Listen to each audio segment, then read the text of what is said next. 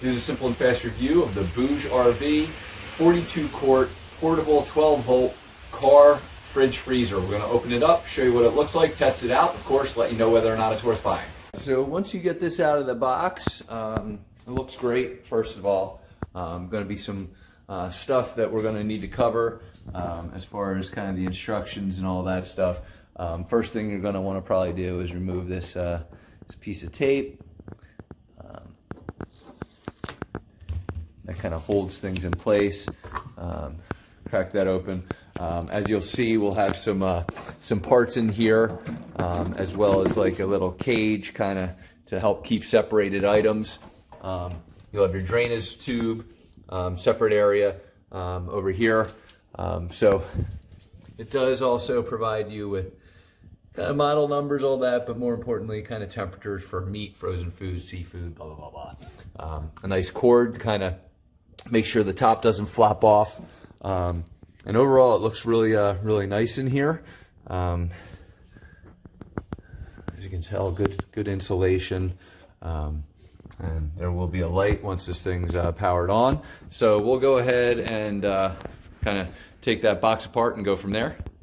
All right, so once you get the box open, you'll have your user manual, obviously. Power options are going to be your standard kind of plug into the wall and or into your vehicle. There are a couple little feet nubs to be aware of, and the all-important kind of handles. Now this is the critical part because you're just going to want to unscrew these pieces and then just screw on the handles. So be aware that you'll need to actually be doing this yourself. Does come with a tool to help you out. So we're going to go ahead and get that installed and put the little nubs on the bottom. All right, so plug in on the side is real simple. Again, this is DC 12. Please note that on the side there is a switch that gives you medium, high, low for battery protection, and it gives you ideas on kind of switch ons and off over there. And then of course there's plenty of vent options on the side. Just trying to cover a QR code, sorry guys. So let's talk about a couple more things. First of all, the installation was easy. These are spring loaded, so be aware that these will kind of spring back. I put them down on the bottom. I would suggest that as well, because then you'll just lift and then it'll kind of sit back. As far as the little cage, we'll call it, removable, and there's a center slot that's removable as well. So just be aware that you'll just kind of align based on doing my best while filming to do this, and it'll give you kind of a simple divider. And then of course this whole thing is removable if you need to kind of get easy out, drain water or whatever. So we'll get it cooled up and walk you through that process. Simply plugged in, and we're just going to have, as mentioned, our on-off, max and eco, up and down. The directions are all right there. Operation and temperature controls, kind of how to utilize it, how to kind of switch between F and C, Fahrenheit and centigrade. So we'll go ahead, turn it on, hold 3 to 5 seconds, and it's starting at 68. Again, if I want to,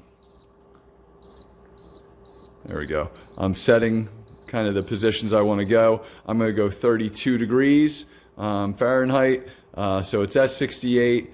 I'm going to start a timer here, just a second, so that we can kind of see kind of how long it takes to get that thing down from 68 degrees. So we'll run it from there, and I'll come back when we're at a decent number, time-wise or degrees. All right, so we are at 30 minutes and we are down to 33 degrees, which is awesome. And we'll go ahead and try and feel this here. Sorry. Doing the one-handed thing is a little difficult at times. So it feels exactly like it. Light again comes on. This thing is great. I'm going to test it out in the car, make sure we power up. But it's like very cold to the touch already, so we're in great shape. So 30 minutes is not bad at all, going from 67, 68 degrees down to 33. So very impressed. So we'll test it out in the car. All right, so I've got it plugged in here, hoping you can see this, into my car. It's currently at 59. Again, still said 32. We're going to just leave this thing in the car for a bit and see how it runs. Um, See if we can't get this thing to a decent amount. It's actually gone up a degree, so we'll go ahead. And it was at 60 before I plugged it in, so it's probably right at that borderline. So we're going to go ahead and hit start, let it run, and we're already down to 59, and see where we go with that.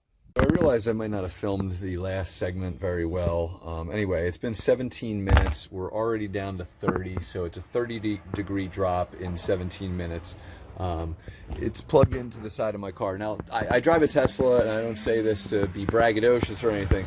Only reason I bring it up is because during this past 17 minutes, I actually drove around, and it actually made a beeping sound. I don't think it affected the temperatures in any way, shape, or form, but just be aware it's set at 32. So what'll probably end up happening is it'll probably shut itself off and start to work back towards the 32.